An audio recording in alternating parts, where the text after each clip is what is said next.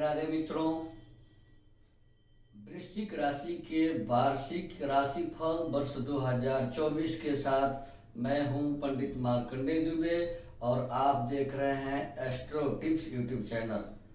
सर्वप्रथम हम वृश्चिक राशि के सभी दर्शकों, सभी जातकों, सभी मित्रों को नव वर्ष 2024 की हार्दिक शुभकामनाएं देते हैं। ईश्वर से प्रार्थना करते हैं कि वृश्चिक राशि के सभी जातकों का नव वर्ष 2024 सुखमय और आनंदमय व्यतीत हो।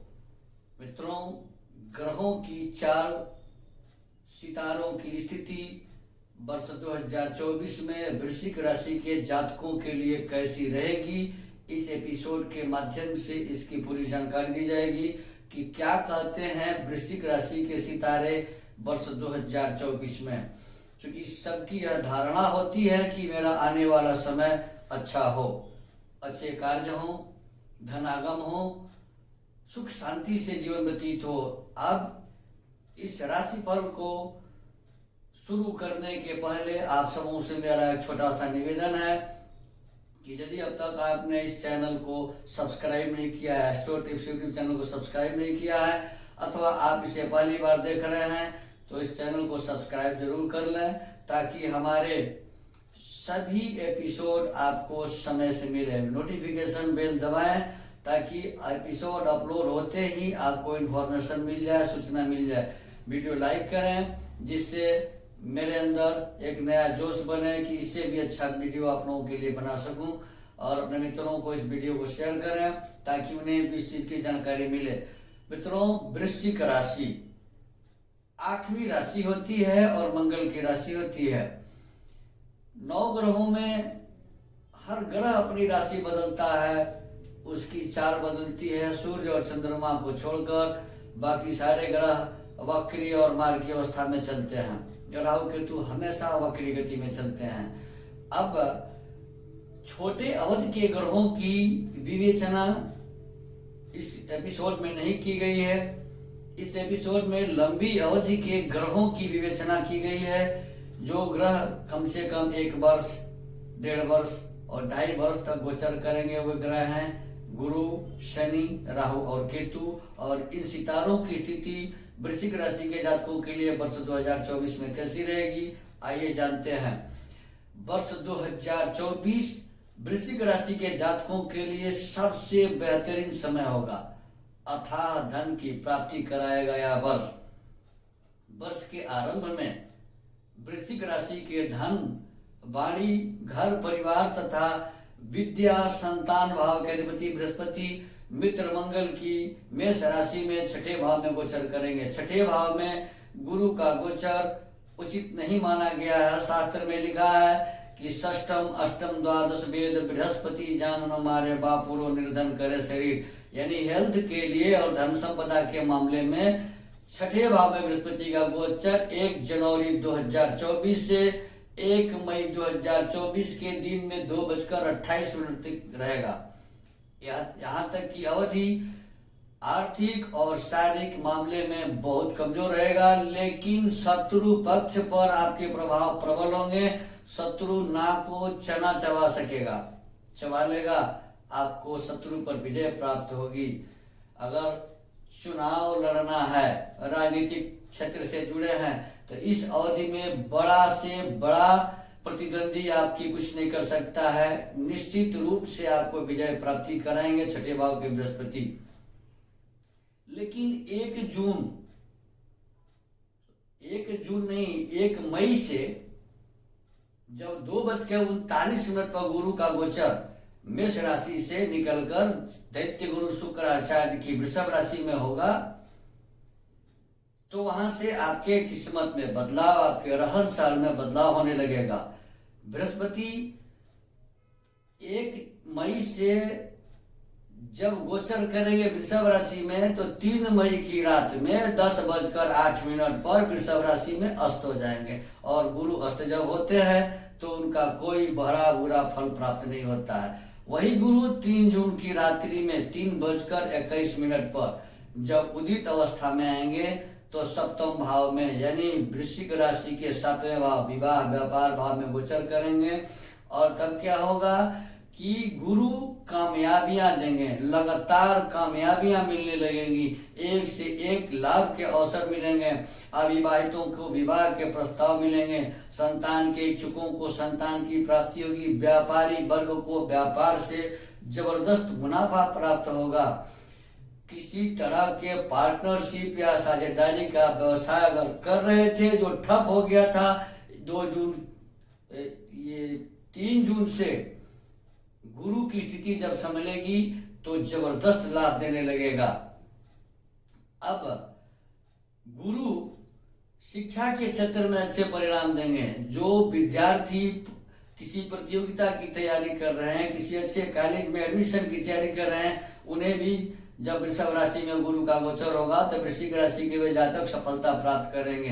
पुराने रोगों से मुक्ति मिलने लगेगी। जीवन में कई तरह के अच्छे परिणाम प्राप्त होंगे। अविवाहितों के विवाह की बात हो चुकी है, संतान के इच्छुकों की बात हो चुकी है। समाज में आपका कद बढ़ेगा, आपकी पहचान बढ़ेगी, आपकी प्रतिष्ठा बढ़ेगी, आपका मान सम्मान पूर्ण रूप से बढ़ेगा, भाग्य साथ देने लगेगा। धार्मिक क्रियाकलापों में आपकी साझेदारी बढ़ चढ़ के होने लगेगी। धन, स्वास्थ्य, प्रेम प्रसंग मई के बाद सब मजबूत होने लगेंगे, पूरी ताकत पा जाएंगे।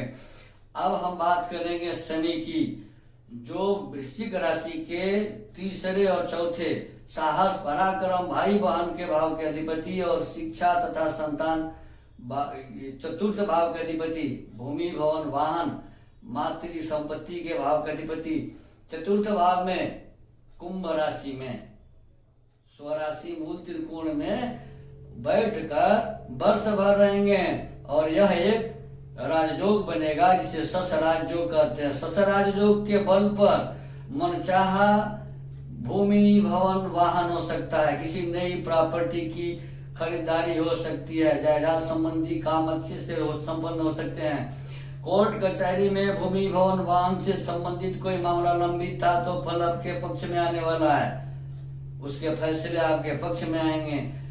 जमीन की खरीदारी हो सकती है, लंबी अवधि तक लाभ देने वाले जगहों पर आपका धन शनि निवेश करा सकते हैं।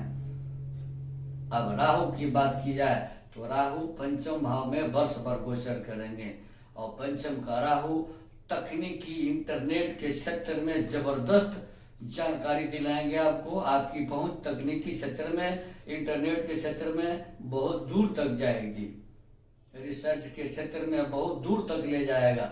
लेकिन विवाह, वैवाहिक जीवन, लाइफ पार्टनर, व्यापार, कैरियर तथा मानसिकता को राहु प्रभावित करेंगे, यहाँ डिस्टर्ब कर सकते हैं। लेकिन केतु एकादश भाव में है, एकादश भाव में पाप ग्रह चमत्कारिक रूप से लाभ देते हैं, फल देते हैं। तो केतु लाभ के घर में है, अचानक अथा संपत्ति दे देना, अचानक कोई इच्छा जो पूरी नहीं हुई थी उसको पूरा कर देना, जिन कामों में रुकावट हो रहा था उन्हें साफ कर देना, उस काम को पूरा करा देना। लेकिन केतु मानसिक दबाव बनाएंगे, दिमाग पर, मानसिकता पर प्रेशर डालेंगे। अपने लोगों से, अपने भाई बहनों से विद्रोह हो सकता है, सहयोगी से, साथी से, मित्रगण से विद्रोह हो सकता है, इनसे रिश्ते खराब हो सकते हैं। अब राहु और केतु पंचम और एकादश भाव, हमारे शास्त्रों के अनुसार पंचम और एकादश भाव में पाप ग्रह हो तो यह संतान प्रतिबंधक योग बनाता है, जिसे एक तरह से मांगलिक दोष कहते हैं। तो वैवाहिक जीवन के लिए खराब हो सकता है। जिनके विवाह नहीं तय हुए हैं उनके लिए समस्या खड़ा कर सकते हैं राहु केतु, बनता हुआ काम बिगाड़ देंगे, लव लाइफ पर ग्रहण लगा देंगे, मैरिड लाइफ पर ग्रहण लगा देंगे।